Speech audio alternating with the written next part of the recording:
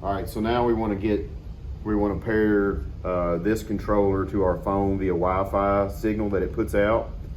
And we're going to go ahead and start from scratch and reset this controller.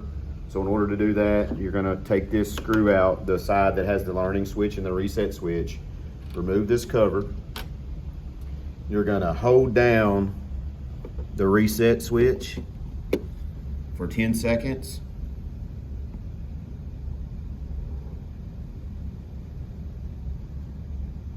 Okay, and then you're going to push the learning switch, hold it down until the red light flashes. So we're good. So then we're going to go to our phone. We're going to open up our settings. And we're going to go to our Wi-Fi. And we're going to find the one that has the easy lighting. And it'll have a number after it.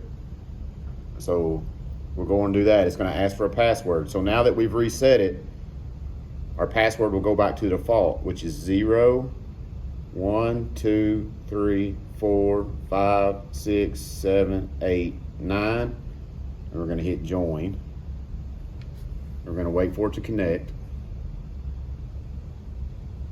Okay, now we're connected. So we can close that. We can go in now, open up our Easy Lighting app.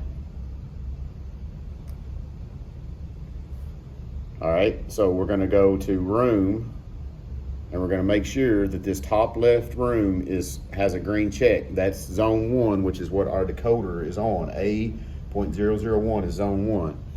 So once we know that's clicked, we're going to go back into room, and we're going to turn it off and maybe then back on to make sure the lighting is on. So now we have full control of the RGB. There's dimming options, there's different stuff on this app. If you have multiple zones, you can go in and select all those. But that's pretty much all you need to do.